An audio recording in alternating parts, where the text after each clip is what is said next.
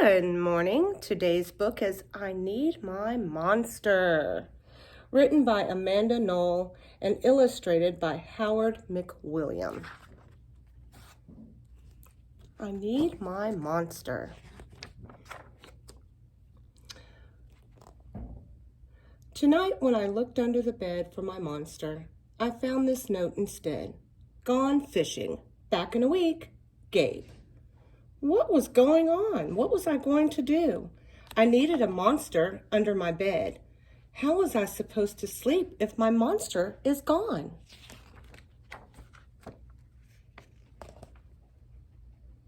I tried to sleep, but it wasn't the same without Gabe.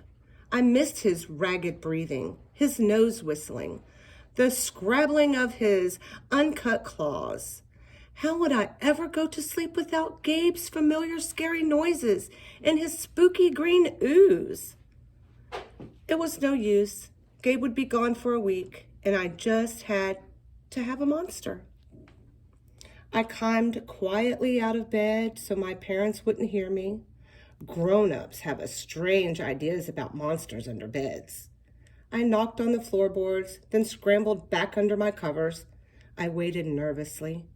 Would a monster appear? What would he be like?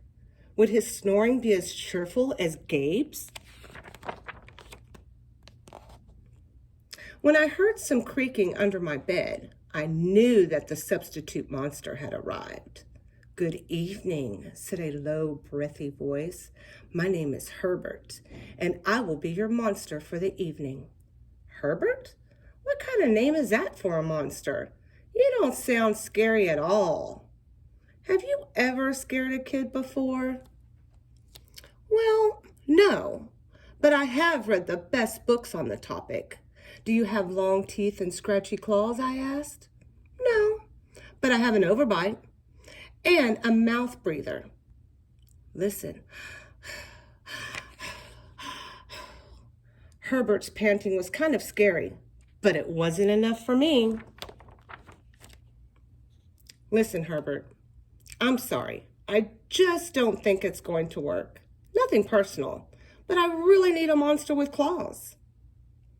Picky, Herbert complained. As you wish, I'll go. There was some more creaking. Then Herbert was gone. Some scratching warmed me. A second monster had appeared. Good evening, he said in a high, silky voice. My name is Ralph. I understand you need a monster with claws. If you would please lean over. I will hold out an arm for your inspection. I crouched on the edge of the bed, hoping to see a horrible, shaggy arm with sharp, ragged nails. Instead, I was surprised to see sleeky, brushed fur with smooth, shiny claws. Excuse me, I don't mean to be rude, I asked, but is that nail polish on your claws? Yes, it is, Ralph replied. I believe professional monsters should always be well groomed. I could tell that this was not going to work either. I'm sorry to disappoint you, Ralph, but I need a monster with scary claws. Like Gabe's, I thought. I heard some scratching, and I knew Ralph was gone.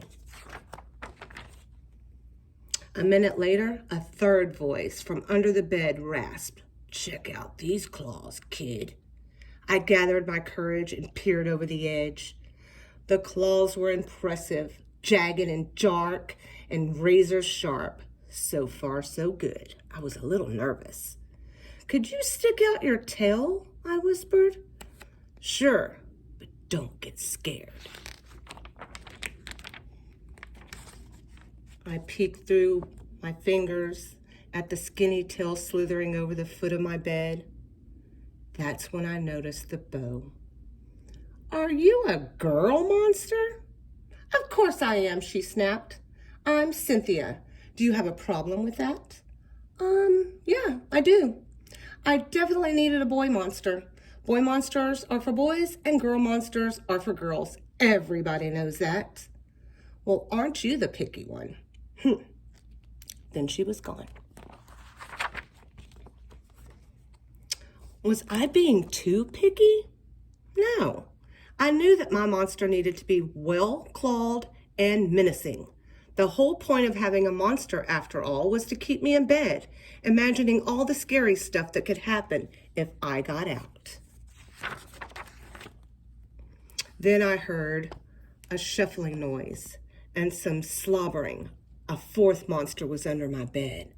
Hey, my name is Mac. One look at his claws proved that Mac was a big, scuffy boy monster. I shivered. Maybe this one would work out. These are excellent claws, but do you have a long tail? I leaned over to see. No, my tail is stumpy, Mac slurped, but I do have an unusually long tongue. Why would I be afraid of a long tongue?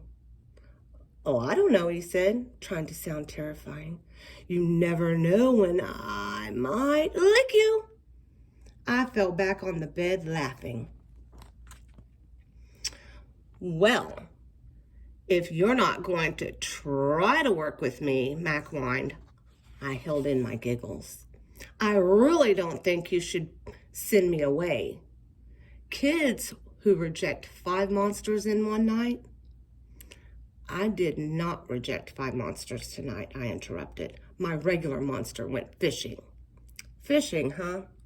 Maybe he just left you because you're so picky. Fine, I'm out of here, but I wouldn't expect another monster tonight if I were you. How was I going to sleep without my monster?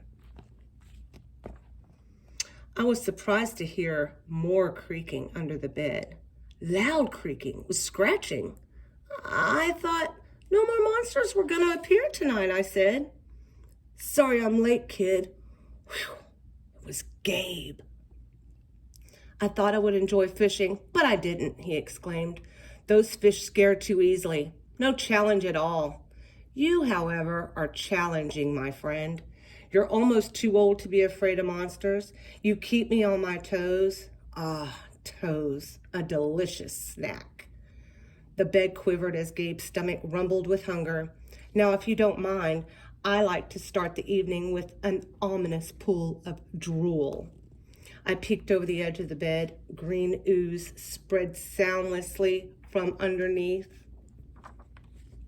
Then the bed trembled as Gabe unfurled his spiked tail. He was daring me to guess where he might pop up. I shivered. So you had some substitute monsters tonight, Gabe said, sharpening his claws on my bedpost. Were you scared? Then Gabe started tapping. I could tell he wanted to know if I still needed him. No other monsters can scare me like you, I giggled, diving under my covers and pulling them up tight. Through the blanket, I heard Gabe's soft, comforting snorts. Ha! I knew it. We're made for each other, he growled. When my blanket started to slip off the bed, I knew Gabe was ready to eat. Now, if you could please stick out your foot, he said. I'd like to nibble your pinky. I yanked my blanket back up and scrunched my feet in so Gabe couldn't get them. No toes tonight, but you can have this, I offered, pushing a pillow off the bed. I didn't even hear it hit the floor. Gabe was back. The ooze was perfect. Everything was back to normal. I shivered again. I'd be asleep in no time. The end. Okay, boys and girls, hope you enjoyed this story. Here's a little question for you. Have everyone share what helps them fall asleep at night. Enjoy.